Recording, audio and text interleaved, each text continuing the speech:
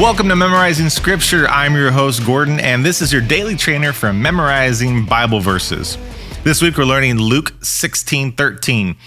Luke 16:13. And like I said, the vision I have for this podcast is I want to reach 1,000 men. And if I can do that, that'd be great. Of course, I want to reach men and women, men and women and kids as well. I mean, anybody who wants to listen to this podcast to be challenged with memorizing Scripture. But like I said, one of my things that I've seen in ministry a lot, again, if you don't know me, I was involved heavily as a worship pastor in ministry for about 15 to 16 years. And a videographer as well. But what I've seen is that men don't naturally connect to the church for a variety of reasons. Number one, the things that we do at church just have a feminine lean, which isn't bad at all, not bad at all. But those things men aren't typically interested in. Men don't like to sing naturally. They just don't. Men don't like to necessarily read naturally. They just don't. They don't want to speak in a group and go to coffee. They just don't. So there's a lot of things that we do in church that make it difficult for men to just want to gravitate to and connect. And so my hope is that this podcast can be easily listened to in the car, 10 minutes to work, 10 minutes on your way back, depending on how long your trip is. But these podcasts are about 10 minutes. And I just want to encourage you guys, if you've got a husband, if you've got a man in your life, a boyfriend, a son, a brother, a buddy, send them this podcast and encourage them to memorize Scripture, because we've seen that when men get involved in the church, and not only get involved in the church, but really read the Bible and apply it to their lives get changed. Their relationships change, their finances change, not necessarily in a prosperity way, but they change as far as being good stewards of God's money and how you apply that. Their family life changes, their job changes, their attitude changes, and it's all for the better. And so I want to encourage you guys to do that. And that'd be great. I appreciate that very much. So this week we are learning Luke 16:13, but it is also review week. And so as review week, we want to take a verse and review it. And I'm going to do a little bit of a Mad Libs type thing here. And I want you to say this to yourself and see if you can figure out which verse it is. So here we go. This verse says, "Beloved, let us blank one another, for blank is from God. And whoever blanks has been born of God and blanks God. Anyone who does not blank does not know God, because God is blank." All right, so I did a little silly thing there. Most of the blanks are the same word. I'm going to read it one more time. "Beloved, let us blank one another, for blank is from God. And whoever blank has been born of God and blank God. Anyone who does not blank does not know God, because God is blank." All right, think about it for just a second here. What verse is that? What verse, if you've been with us, is the address of that verse? And what are those blanks? All right. You either know it or you don't, maybe. So here we go. That is 1 John 4:7-8. 1 John 4:7-8. And that verse says, "Beloved, let us love one another, for love is from God. And whoever loves has been born of God and knows God. Anyone who does not love does not know God, because God is love." All right, hopefully that was an easy one, talking about how God is love. But we're going to continue with our memory verse. And again, our memory verse is Luke 16:13. Luke 16:13. And that verse says, "No servant can serve two masters, for either he will hate the one and love the other, or he will be devoted to the one and despise the other. You cannot serve God and money." You cannot serve God and money. Okay, so what we're going to do today is a little bit of an introduction with Luke, our writer here. And it's interesting because Luke is the only Gentile writer of the entire Bible. Everybody else is Jewish. And so Luke is a Gentile. He's also a physician and a historian and a pastor. And so overall, we know that he's writing to a Gentile audience. And how we know that is because sometimes he uses Greek terms instead of Jewish terms. You'll see in some of the Gospels, they'll focus heavily on Jewish culture or Jewish words, where Luke writes in Greek terms. And for instance, in Luke 23:33, he uses the name Calvary instead of Golgotha. Okay, and so And we know that he is also writing to a Gentile audience because in chapter 1, verse 3, he states he's writing to the most excellent Theophilus.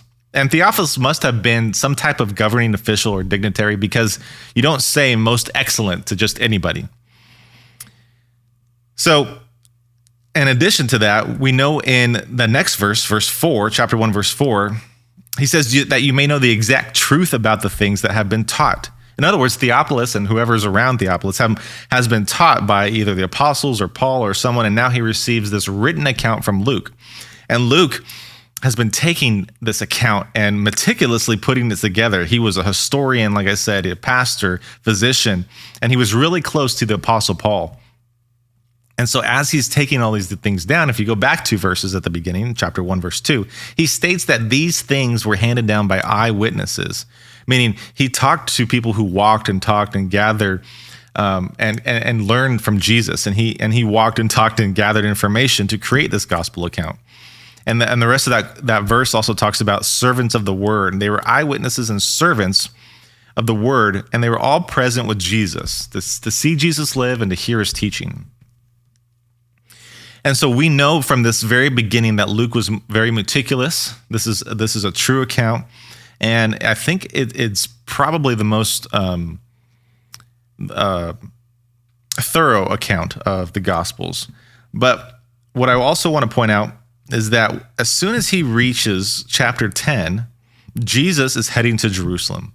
He's heading to Jerusalem to go die on the cross, and along the way, he's teaching many instructions and many parables. And so this memory verse that we have with no servant can serve 2 masters falls within one of his parables. And this parable is called the parable of the unrighteous steward. And it's an extremely interesting passage.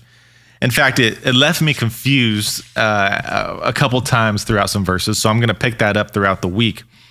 But basically what we're reading in this passage is a theme of idolatry, of money, serving God and investing in the kingdom. All right, those are the themes of idolatry, of money, of serving God and investing in the kingdom. And so let's read this parable together and see how our memory verse falls in this parable. So here we go. Verse 1, chapter 16. He also said to the disciples, this is Jesus. Jesus also said to the disciples, there was a rich man who had a manager, and charges were brought to him that this man was wasting his possessions. And so the manager, he called him and said to him, what is this I hear about you? Turn in the account of your management, for you can no longer be manager. And the manager said to himself, what shall I do since my master is taking the management away from me? I am not strong enough to dig, and I am ashamed to beg. I have decided what to do, so that when I am removed from management, people may receive me into their houses.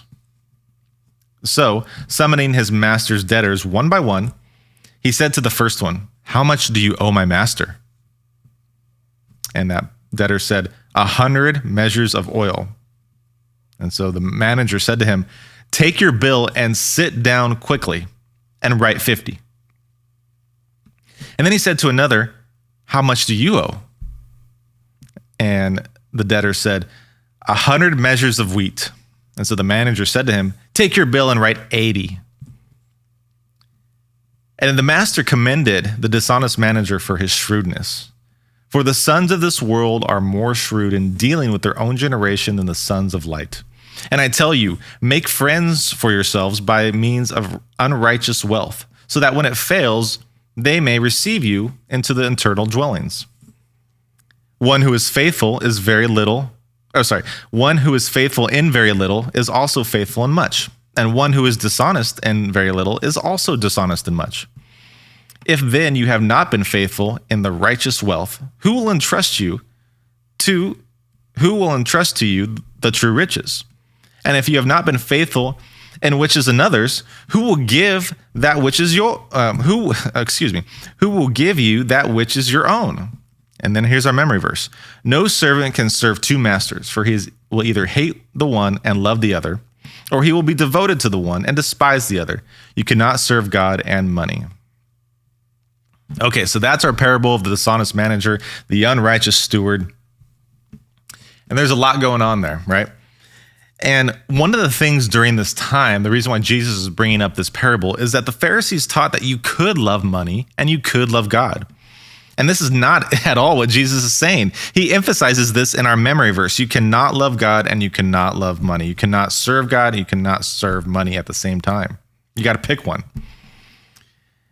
In fact, in verse 14, Luke continues by saying the Pharisees, who were lovers of money, heard all these things and they ridiculed him.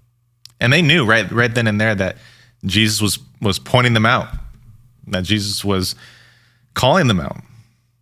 And I think many churches today, they seek God to give them blessings, especially prosperity churches. You'll hear pastors talk about how God's going to bless you, that you can seek money and seek God at the same time. You can mix money, you can mix God by pursuing them both. But Jesus is clear here. You can have money, but you cannot love money and love God.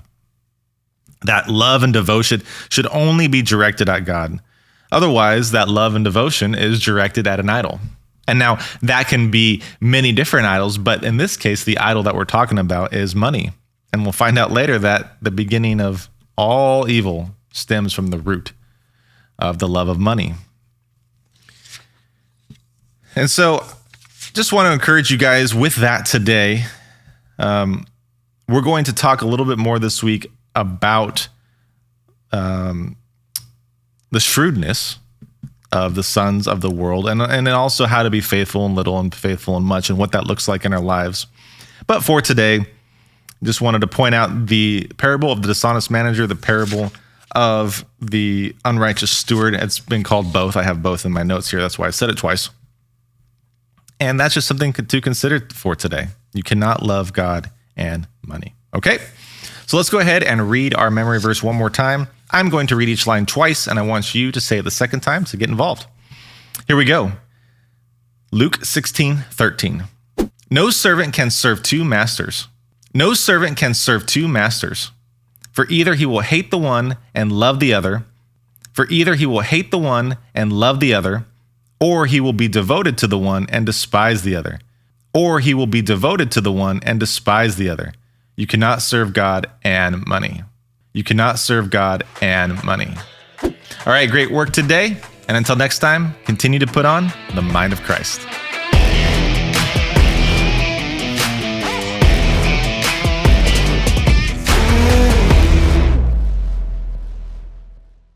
Thank you for listening to today's episode of Memorizing Scripture. I do hope that this content does help you draw closer to God. And if you enjoyed this podcast and want to help the impact of our show, please like, rate, review, comment, subscribe to this podcast. It does help get the word out, and I would truly appreciate it.